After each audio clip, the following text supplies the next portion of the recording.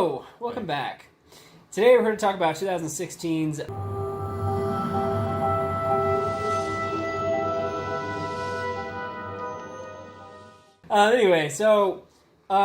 this one, a lot of people really tried to defend for a while, and Ben here was one of them. I was. And I'm not going to say you're wrong, but I am going to say that you're wrong. I'm going to say I was wrong. It's not a good This movie. is not centered. There we go. That's better. Listen, I used to try to defend this by saying if you got rid of the Martha thing, then this would have been a great movie. I was wrong. If you ever heard me say that, this is me admitting that I was wrong. Repenting, right? Anyway, Continuity errors aside. plot and story, this is where most of the problem lies. And the fact is, it's just way too cluttered. There's just too much they're trying to do. And frankly, it doesn't really make sense. I'll try to explain this as simply as I can, even though it's really hard to do because the plot's really complicated. But basically, you have the world, part of the world anyway, that is afraid of Superman after the events of Man of Steel. They're afraid that he's gonna, start ruling over them with an iron fist. One of those people who is really afraid of that is Lex Luthor, who really does not like the idea of a god ruling over Earth. He seems to just have a problem with God in general, to be honest. Right, and because people are relating Superman to God, he wants to kill him. But to be honest, I feel like he's relating Superman to God more than anybody else. Yes, that is also true. But anyway, he comes up with this extremely complicated plan to try to bring Superman down. Plan A is by using Batman, and Plan B is by using a monster of his own creation. But Batman, meanwhile, has his own issues with Superman because he also doesn't trust the fact that Clark Kent or Superman is on the Earth, doesn't trust Superman won't turn bad eventually. So spends most of the movie trying to figure out a way to get rid of Superman, whereas Superman doesn't like Batman's methods, so he doesn't trust Batman. So there's a little bit of conflict that it builds up, and then eventually Lex Luthor kidnaps Superman's mom, and she's named Martha. Whose name is Martha, yes. Yeah. Which is very important for the plot later on. Right. Mm-hmm. But he kidnaps Superman's mom and says, go kill Batman or I'm going to kill your mom. They fight. Batman's about to kill Superman, but Superman says, save Martha! Which is Batman's mom's name. They stop fighting. That's really where the movie should have ended. But then Lex Luthor's Plan B comes out of nowhere and he whips out Doomsday. Right. And then there's this 30-minute fight between Batman, Superman, Wonder Woman randomly, and Doomsday. Yeah. That is a very simplified version of the plot because there's a lot of other things that happen in it, but I'm not going to go into it because it's way too complicated. I'm going to go over the main plot. Zack Snyder wanted to make an Injustice live-action movie, and he needed Doomsday to not exist for that to happen, otherwise it would be over too fast. And so he was like, well, why don't we just have Doomsday kill Superman during this movie? And then the rest of the producers and anybody else involved was like, okay, but we've already written the movie. And he said, well, we'll just put this one on there. And so they did all of that. And it ended up just being an absolute nightmare of a movie to watch. It was so confusing, so convoluted. There were so many scenes. Yeah. Now listen. It's not that I hate long movies. I do think that they are too long these days. I wish that movies tended to be a little shorter than they are. But I do hate when you have one act that has 30 freaking scenes in it. It was ridiculous. It's so hard to follow. And that was actually the biggest thing is they had so much in it, so much content, that if you looked away for even a minute, you would have missed what just happened. And it's kudos, I guess, in making everything relevant to the movie, but it doesn't need to be that complicated.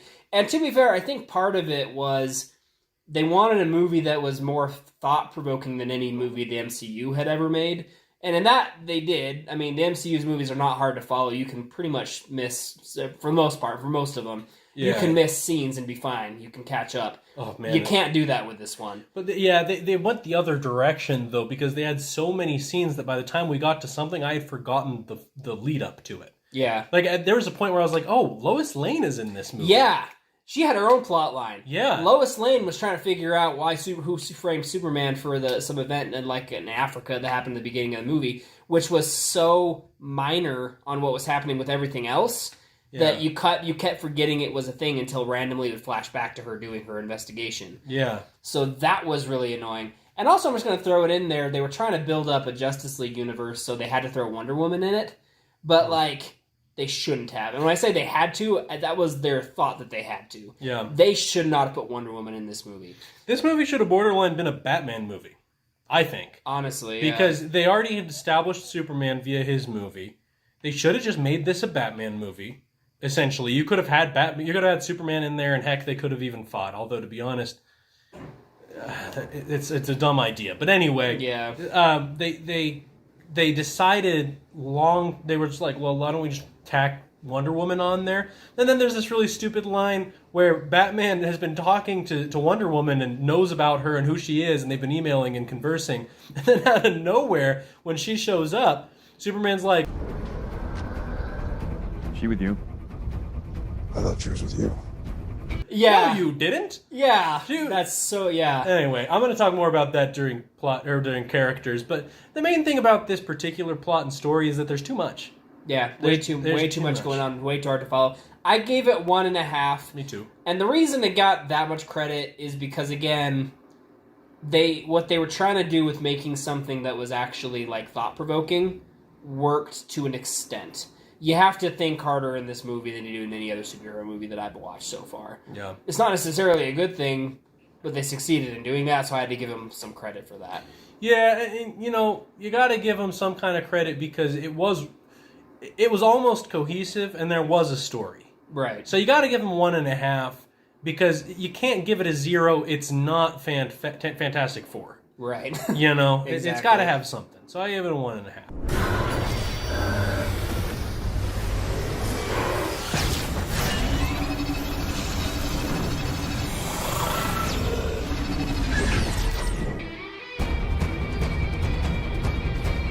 Acting and characters in this movie are, it's not good. Here's the thing. The acting was, for the most part, fine. I honestly think that you would be hard-pressed to find a character whose acting you just hated. Except... I was like, well, I can think of one. The issue is not so much the acting, it's the character. Like, the casting. They casted Jesse Eisenberg as Lex Luthor. Now, you already know this, most likely. But that was a horrible decision. That was an awful decision. I can't think of... I would rather Dwayne "The Rock" Johnson play Lex Luthor than have Jesse Eisenberg play Lex Luthor. And maybe they wrote his character to be just the worst thing imaginable, or maybe he had no idea how to act as Lex Luthor. But however it was, that was not my Lex Luthor. No. I can probably think of 100 actors that I would rather play Lex Luthor. And frankly, I would rather have somebody that has never read a Superman comic play Lex Luthor, because this was worse than that. This is like somebody that's read Superman comics and then was like, what if I made fun of Lex Luthor? And that's not how he is. That's not accurate to the character. And it's insulting to the viewer. It was awful. It was hard to watch every time he was on screen. Yeah. It was brutal. And why was he feeding that guy a Jolly Rancher? It didn't make sense. And his plan was ridiculous. His plan was like, okay, I'm going to frame Superman. I'm going to sell illegal weapons overseas, somewhere in the Middle East probably, so that Superman comes in and saves Lois Lane. And that will cause doubt of the people's hearts about Superman. And I'll use that doubt to bribe a senator to give me a kryptonite rock so that I can then have that stolen by Batman, and then I can make Batman and Superman fight to the death and hope that Batman can win. But I do need to know who Batman is and who Superman is in order to get this to work. And then, if the case may be that he's not capable of killing Superman, I'm going to somehow use my clearance that I used to bribe the senator to get into Zod's ship, mix my DNA with this random alien's DNA, and that's going to somehow create the abomination that is Doomsday, and then he'll kill Superman, and then once he's dead, Superman, that is, I'll just hope that we can survive Doomsday? Seriously, though, yeah. What is that plan? There's 1,000 things that could have gone wrong there. Yeah. The whole reason that Lex Luthor is a threat to Superman is because he's good at planning and that he's smart. There's so many things that could have gone wrong. How did that even almost work? Yeah. No, it was really, really, really man. stupid. And like you said, I mean, you pretty much nailed it on the head. Jesse Eisenberg was really obnoxious. And not in a like, oh, this villain is so evil, obnoxious way. It was like, what are you even trying to do right now? He's tripping over his lines and stumbling over, like, he's giving a presentation about a library and can't straighten out a sentence. And it was like... Dude, it was like Jim Carrey's Riddler. Kinda, but Yeah, worse. but worse, because at least Jim Yeah. Carrey's Riddler could complete a sentence. Right. It was awful. It was terrible. It was so awful. So bad. And it was so out of place because the rest of the movie's acting was fine. Was like a lot more serious too. Yeah. Like, he felt like he was trying to do a cartoon. I wondered a little bit, and I don't know how accurate this is, because when Heath Ledger played the Joker originally, it's hard to remember this now because everyone loves him so much, but when he was first cast, people had a lot of doubts about why he's the Joker and he's not going to be a good Joker. And also, his Joker wasn't very traditional in the sense of like how Batman. No, a lot of comic fans would have not liked that. Yeah, so I didn't wonder like it. if that was kind of what Jesse Eisenberg was trying to do with Lex Luthor, is revolutionize it in a way no one expected. But it totally did not work. Yeah. Really backfired on him. I think the difference is you have to be like a phenomenal actor, and Jesse Eisenberg is an okay actor. I've only ever seen Jesse Eisenberg play one character outside of Lex Luthor. That was a little bit different for him. I've seen him in a couple of things. He was in The Social Network. He was in Now You Well, See yeah, Me. so I'm saying he plays the same character. Yeah. It's the arrogant, really smart, kind of socially off. Dude, I would have been happy enough if Lex Luthor was really smart. That would have been enough Yeah. for me. They didn't even make the dude smart. No. They didn't. And okay, all right, listen. He was awful, all right?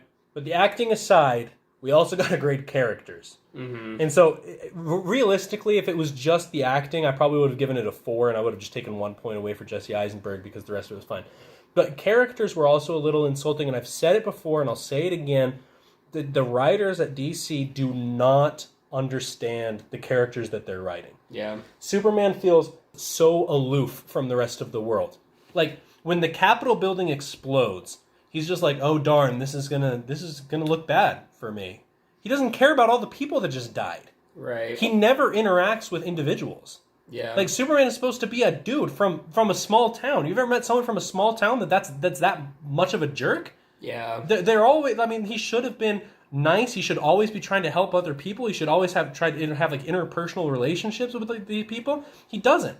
The man never smiled, ever. He never smiled. I think he kind of gave a smile when he saw Lois Lane. Yeah. And that was it. And I have a whole nother issue with his only desire to be in the world to, Lois Lane. And I guess he like put out a fire in South America or something. Well, it showed him saving a couple people. But he didn't seem to care about any of them. No, he seemed like he was like depressed about it the whole time. And that he was like doing it. enjoying being worshipped.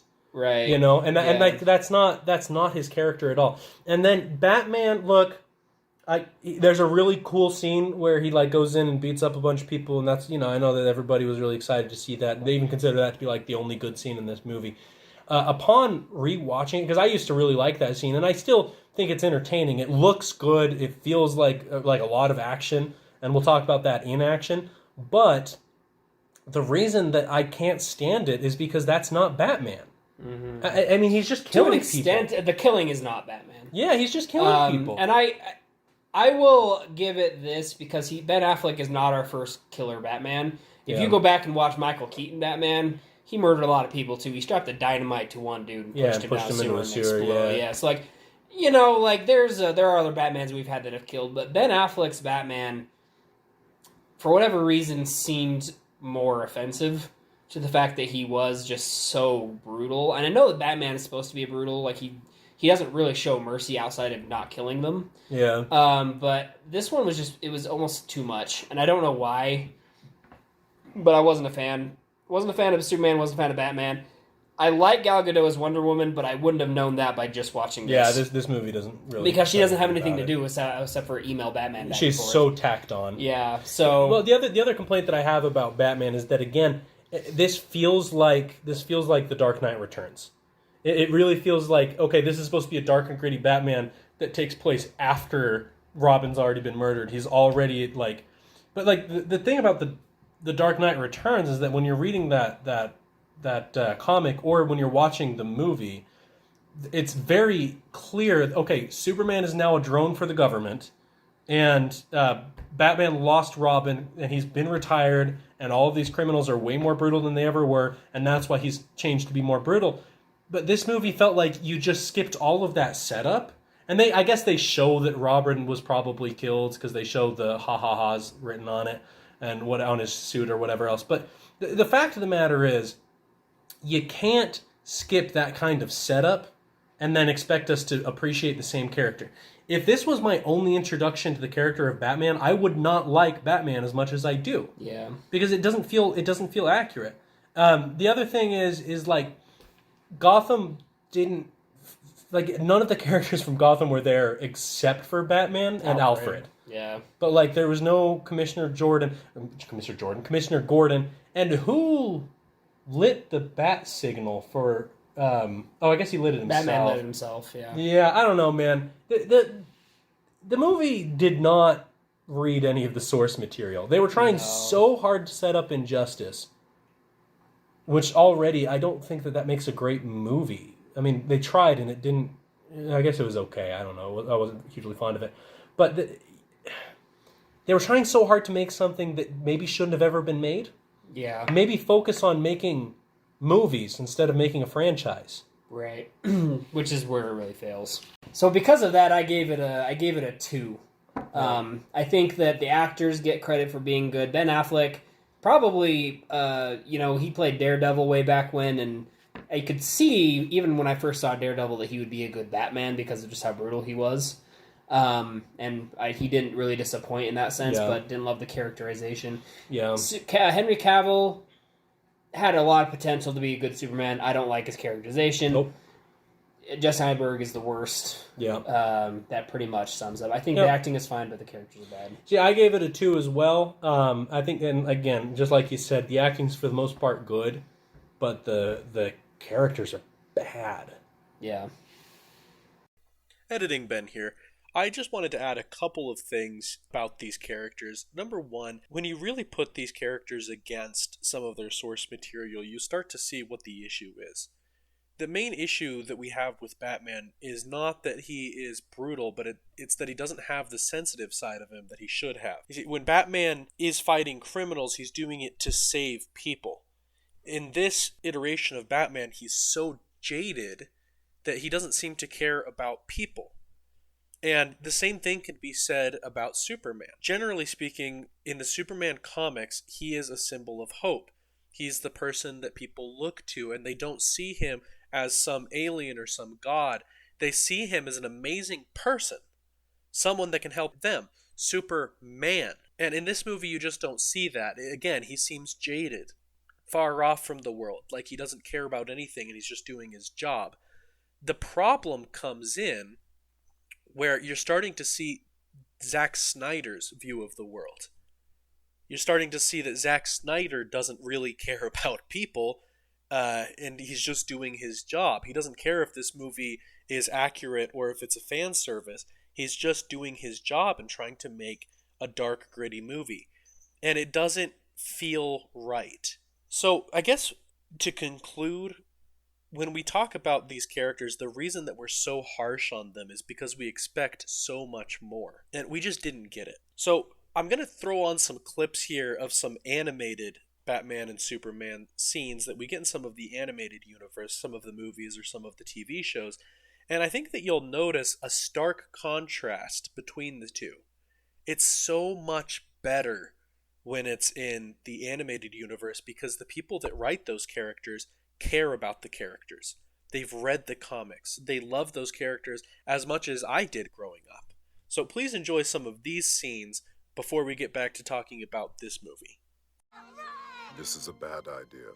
No way was I going to leave you alone in the watchtower on Christmas Eve. Besides, Batman practically begged for monitor duty. You'll love it, trust me. Clark.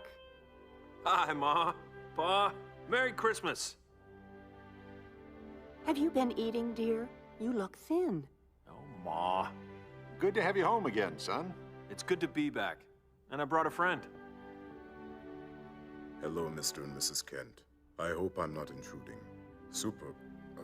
Clark was most insistent I join you for the holiday. My name is Jean. I'm a Martian. Oh, we're no strangers to aliens in this house. The instruments in the watchtower picked up this anomaly a few hours ago. Batman, it's really you. Am I missing something? Sorry, it's just that... Well, it's a long story. You're not going to believe what we've been through. Try me.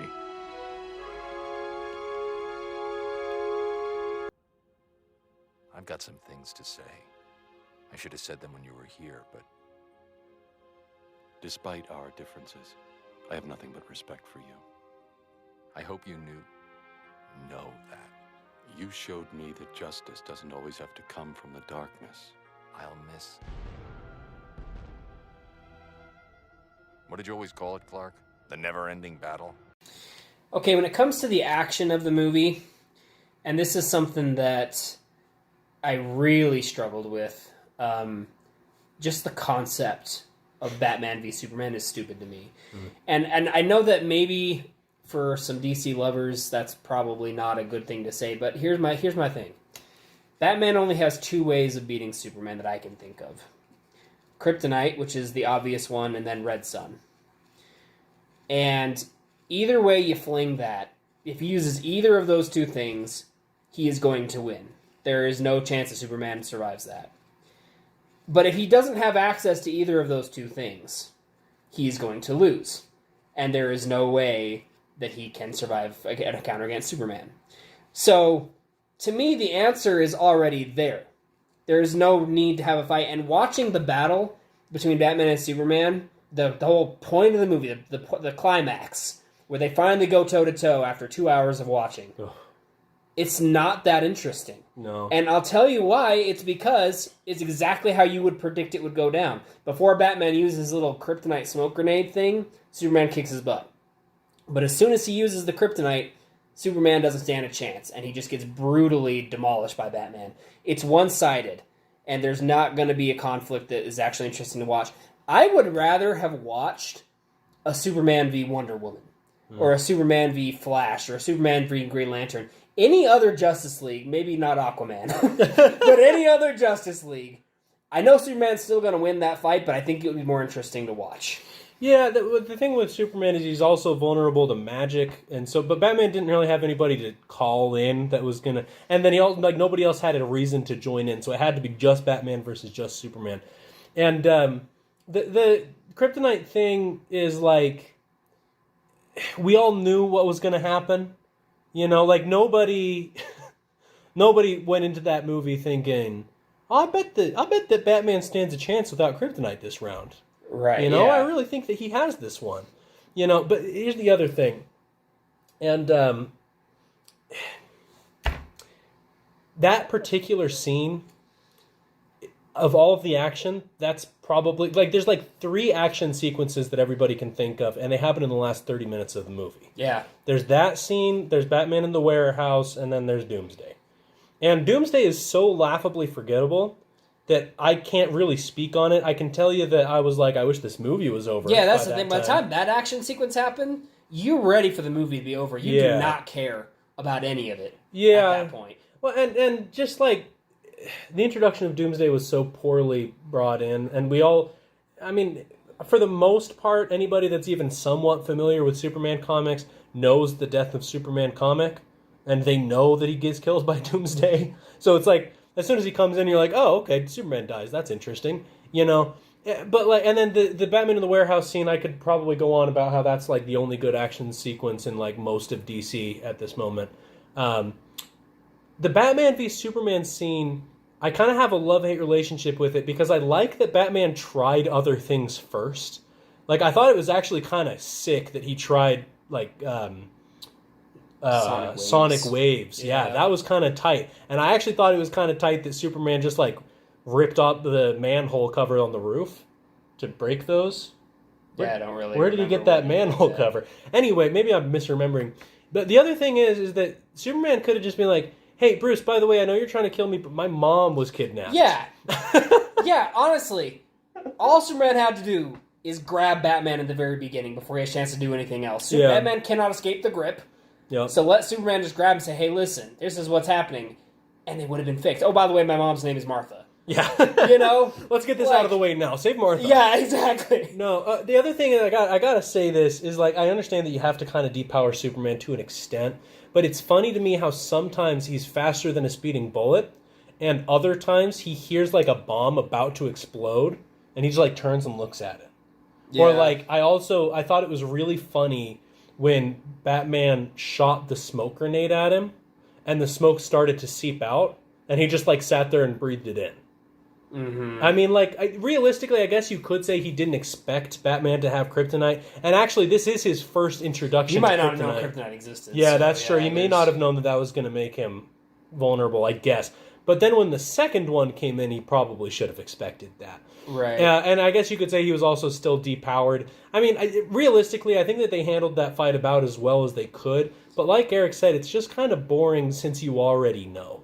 Well, the other thing is, between Batman and Superman, Batman's the fan favorite. So you know they're not going to let Superman win because. But also, can you just imagine if Superman did win and then he just left and Batman was not in the movie for the rest of the time? Like, yeah, it did. I don't know. It definitely, he had some plot armor going on as well as his giant iron armor, which I'm going to talk about during cinematics.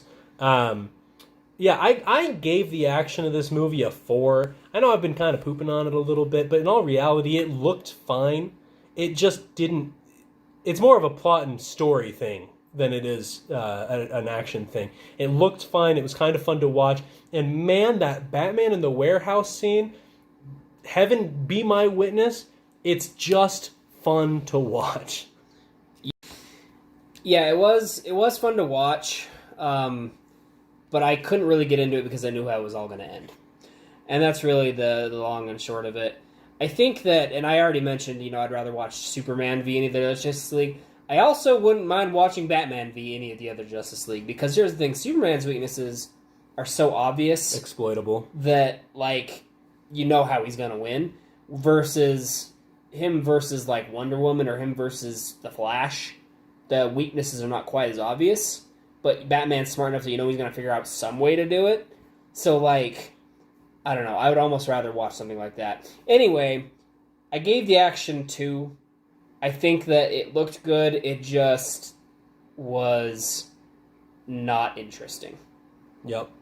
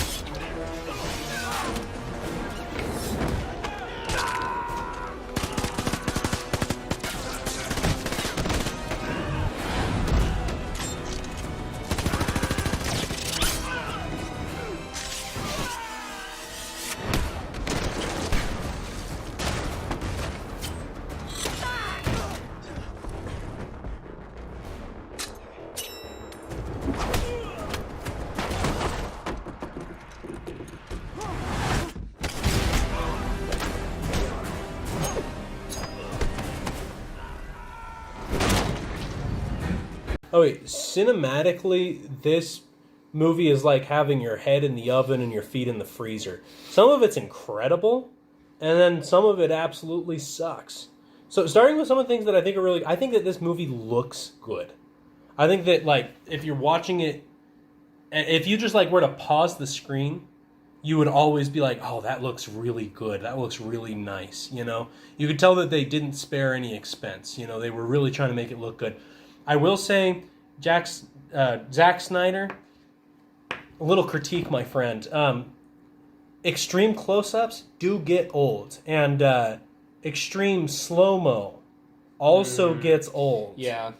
I will also say that it feels so choppy, because it is really choppy, try for some longer shots in the future. Yeah. Oh gosh. You know? We counted the car chase scene. Yeah. Was 3 seconds tops Per shot, normally. and then it would cut sometimes something less. else. Yeah, it's really distracting, and maybe it was more distracting when I started saying 1, 2, 3, 1, 2, 1, 2, 3. Yeah, but I mean, the fact of the matter is you got to do a better job with your cuts. Make a longer shot. It's okay. You don't need to be afraid of long takes. Mm-hmm. I know that they take more time, and I know that equates to more money. But frankly, you spent a lot of money on this movie anyway. I imagine that you had the budget. Just make it better. The other thing that I will say is, so like visually and audibly, it was really pleasing, but I am not very fond of the Batman v Superman suit. That suit looks so clunky and hard to use. There's no way he could operate that. He's not Iron Man. Right. Stop trying to make Batman Iron Man. He's not. Right. He's a different character. Yeah. It was so frustrating to me because watching that, I'm like, and okay, you know what it was kind of reminiscent of? Is actually, I know I brought this comic up twice now, although I think that real comic fans would call it a graphic novel. But anyway, the Dark Knight Returns, in the live, or not the live action version, but in the movie version of that suit looks very similar when he fights Superman, and then he, like, right before he has his heart attack or whatever. It was very similar, but I don't like it. I don't like him being that big and bulky. I would have preferred to have seen him in some of his other suits. And then also his regular suit made him look just way too wide for some reason. I don't know. I kind of like maybe it's because I kind of grew up on that like Justice League Unlimited cartoon and like the animated Batman where he's like a little slimmer. He just looked enormous all the time. I guess that maybe that was a choice. But it was a weird choice. The fact of the matter is, I gave the movie a 2.5 because some of it I adored and some of it I hated when it came to the cinematics. Yeah, I don't have a whole lot to add with the cinematics. I think that the shots were too fast, and I didn't like the Batsuit. I did like the score pretty well, and I did actually appreciate the Superman suit was no longer a V-neck. Yeah. Because the Man of Steel one drove me crazy. Also, for what it's worth, I didn't notice as many like super close shots as I did in Man of Steel, which were like better. Yeah. Everything was right up close and personal. This one, there was a lot more distance, which I appreciated. The slow motion did get old. There was a lot of slow mo, especially like the little brief intro to Batman's origin we get that dragged on because everything was slow motion. But yeah, I gave the cinematics a 2. I think they were just kind of meh. But I don't really have anything to add to what Ben said. I bet your parents taught you that you mean something. That you're here for a reason. My parents taught me a different lesson. Dying in the gutter for no reason at all. This movie, if you had asked me when it came out, what was that, 8 years ago? Yeah, almost. I would have said that this movie was really entertaining, and then there was just a part that didn't make sense. Now that I've seen it a couple of times, this movie is not very entertaining. It goes on way too long. Now, I will tell you, on your first viewing, you might find it more entertaining than I did. This is probably my 3rd or 4th viewing of this movie, and it definitely lost some points over time. Yeah, I agree. I think that the first time I saw it, because it moves in such a fast way and you really have to be paying attention to it, I think the first time I saw it, I was just so curious to where it was going, plot-wise, not fight-wise, obviously, but plot-wise, that I thought to myself, this is a pretty entertaining movie. Watching it again, this is only my 2nd time seeing it, I was having a hard time getting through it. I was ready for it to be over, and especially by the time Doomsday shows up, I was really ready for it to be over.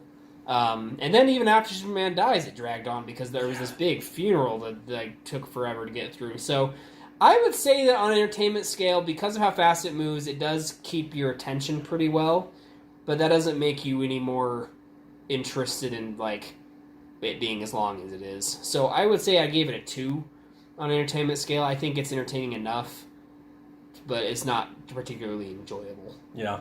Yeah, I also gave it a 2. I think if this is your first viewing of the movie, you might disagree and you might say, no, I thought it was perfectly entertaining.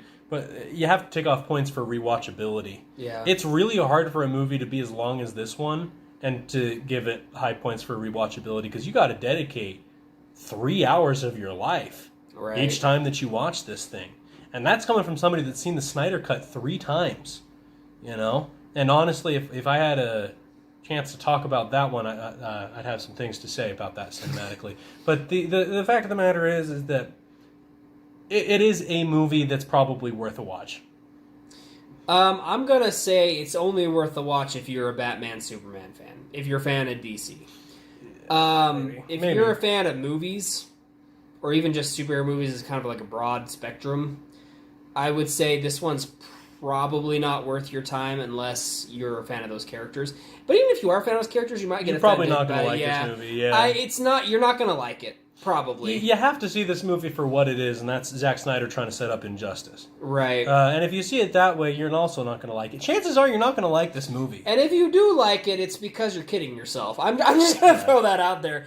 Because I know a lot of people are like, DC versus Marvel, I'm a DC fan, this one's so much better than Marvel. Watch them objectively, you're not going to think so. I think that the on the broad spectrum of things, you can say that you don't like Marvel movies because they have a tonal issue, and also they're going in a weird place these days. Yeah, it's weird. And I can agree, they do have a tonal issue, and they are going in a weird place these days. But as individual movies, I think that there's only one DC movie that stands a chance against most Marvel movies, and that's Wonder Woman. Mm-hmm. The rest of these movies, I mean, honestly, truly, chances are I'd rather watch Captain Marvel than a lot of these DC movies. I don't know if I'll go that far, but most Marvel movies I'd probably rather watch them. And we're talking about the DCEU movies, obviously the Batman trilogy, the Dark Knight trilogy is a whole different ballgame. And obviously we're not talking about the cartoon movies because those are phenomenal. Right, we're talking the movies from Man of Steel until Justice League. Yeah. Those are not particularly enjoyable movies in our ever so humble opinion. But anyway, I gave Batman v Superman a 1.9. That is my total score. And I gave it a 2.1, bringing us to a 2. It's a 2.0. It's there. We'll just put it that way. Thank you guys so much for watching. This is a longer video because we had a lot to say on the subject. But tune in next time when we'll be talking about a movie that's actually very similar but Marvel. And that's Captain America Civil War 2016. And it's funny to me that these movies came out so closely together. And I wasn't actually around for the hype of either of them, but I think that was a big Marvel DC bedheading when this was coming out. Which one's better? I can tell you what I think which one's better, but we'll wait till next week. Yeah. But thank you guys so much again for watching. Hope you enjoyed it, and we'll see you next time. Bye.